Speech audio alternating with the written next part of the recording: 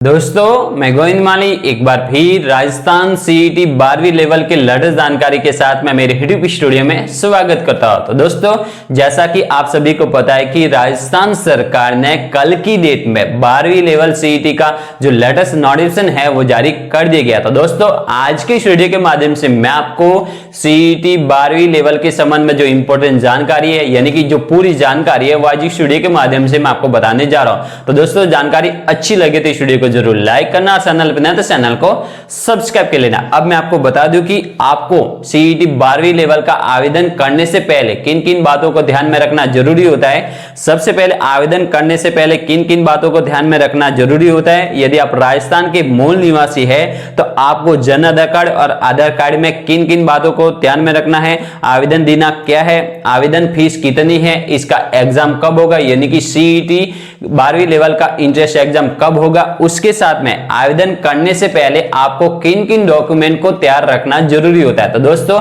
आज की इस वीडियो के माध्यम से आपको इन सभी क्वेश्चंस का जो आंसर है वो आज इस वीडियो के माध्यम से मैं आपको बताने जा रहा हूं। अब मैं आपको बता दूं कि सबसे पहला जो क्वेश्चन है कि आवेदन करने से पहले आपको किन किन बातों को ध्यान में रखना जरूरी होता है। तो दोस्तों यदि आप फर्स्ट टाइम यदि आपने अभी 12वीं पास की है और आप फर्स्ट टाइम अपनी एसएसओ आईडी पर ओटीआर करने जा रहे हैं तो आपको किन किन बातों को ध्यान में रखना जरूरी होता है। तो दोस्तों आप बिना अपने आधार कार्ड और जन आधार कार्ड को अपडेट किए बिना जन आधार कार्ड और आधार कार्ड को अपडेट किए ओटीआर मत करना यानी कि वन टाइम रजिस्ट्रेशन मत करना, क्योंकि यदि आप एक बार ओटीआर कर देते हैं तो उसमें आप संशोधन नहीं कर पाओगे। तो दोस्तों सबसे पहले यदि आप राजस्थान के मूल निवासी हैं तो आपका जो जन आधार कार्ड है उसमें आपका नाम, पिताजी का नाम, डेट ऑफ बर्थ और माताजी का जो नाम है उसको सही करवा लेना। यानी कि आपके जन आधार कार्ड में किसी भी प्रकार की गलती है या तो वो चाहे आपके नाम से हो या डेट ऑफ बर्थ से हो या पिताजी के नाम से हो या माताजी के नाम से हो, उसको सबसे पहले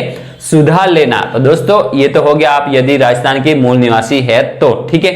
आपको राजस्थान के मूल निवासी होते हुए आपको जन आधार कार्ड से ही ओटीआर करना है, क्योंकि आपको भविष्य में किसी भी प्रकार की परेशानी न हो सकेगी। अब यदि आप ओटीआर करने जा रहे हैं और आपके पास आधार ऑप्शन है यानी कि आप अपने आधार कार्ड से ओटीआर करने जा रहे हैं तो आपको अपने आधार कार्ड में सबसे पहले आपका नाम, डेट ऑफ बर्थ और पिताजी का नाम, जो आपके बैक साइड में जो पिताजी का नाम लिखा हुआ होता है वो आपके 10वीं रिकॉर्ड के अनुसार होना जरूरी होता है। तो दोस्तों यदि आप 12वीं पास करने के बाद में पहली बार ओटीआर करने जा रहे हैं तो आपको जन आधार कार्ड और आधार कार्ड में आपका नाम, डेट ऑफ बर्थ, पिताजी का नाम ये सब अपडेट करवा लेना, क्योंकि एक बार ओटीआर हो जाने के बाद में आप इसमें संशोधन नहीं कर पाएंगे यानी कि करेक्शन नहीं कर पाएंगे। ये तो हो गया ओटीआर करने से पहले। तो दोस्तों ओटीआर को आपको सावधानी पूर्वक करना है, ठीक है।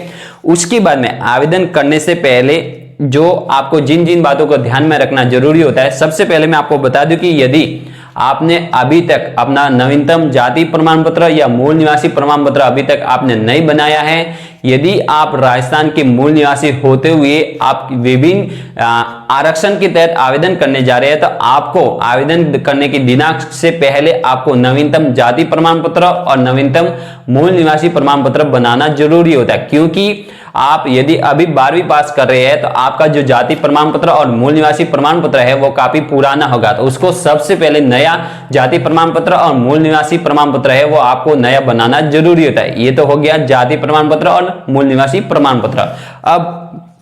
अब मैं आपको बता दूं कि आवेदन करने की दिनांक क्या है। तो दोस्तों सीईटी 12वीं लेवल की आवेदन करने की जो दिनांक है वो 2 सितंबर यानी कि 2 सितंबर से शुरू हो रहे हैं इसके आवेदन, और इसकी जो अंतिम डेट रहेगी वो 1 अक्टूबर 2024 यानी कि 2 सितंबर 2024 से इसके आवेदन फॉर्म शुरू हो रहे हैं और इसकी जो अंतिम डेट रहेगी 1 अक्टूबर 2024, ठीक है। ये तो आवेदन दिनांक। अब आवेदन फीस कितनी रहेगी। तो दोस्तों यदि आप राजस्थान के मूल निवासी है या आप SC ST या OBC नॉन क्रिमिनल कैंडिडेट है या EWS कैंडिडेट है तो आपको 400 रुपए पे करना होगा यदि आप first time one time registration करने जा रहे हैं। तो यदि आप जनरल कैटेगरी और क्रिमिनल श्रेणी से है तो आपको 600 रुपए पे करने होंगे, ठीक है। तो दोस्तों उसके बाद में यदि सीईटी 12वीं लेवल का जो इंट्रेंस एग्जाम होता है वो कब होगा, तो वो होगा 23 अक्टूबर से लेकर के 26 अक्टूबर 2024 के बीच में होगा। ठीक है, ये तो है, यानी कि सीईटी 12वीं लेवल का जो एग्जाम होगा वो 23 अक्टूबर से लेकर के 26 अक्टूबर 2024 के बीच में।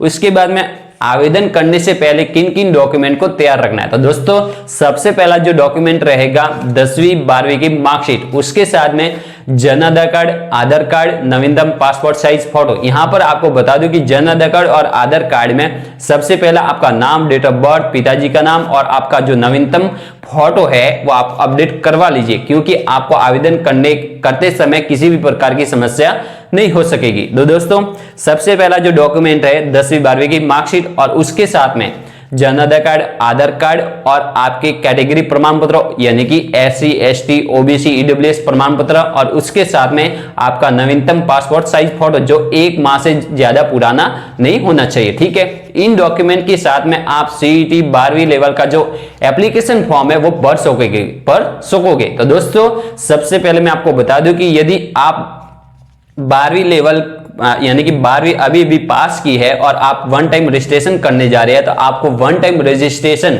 OTR एकदम सही करना है। तो दोस्तों क्योंकि आपको भविष्य में किसी भी प्रकार की समस्या का सामना नहीं करना पड़ सकेगा। तो दोस्तों जानकारी अच्छी लगी हो तो इस वीडियो को जरूर लाइक करना और चैनल पर नए तो चैनल को सब्सक्राइब कर लेना। जय हिंद, जय भारत।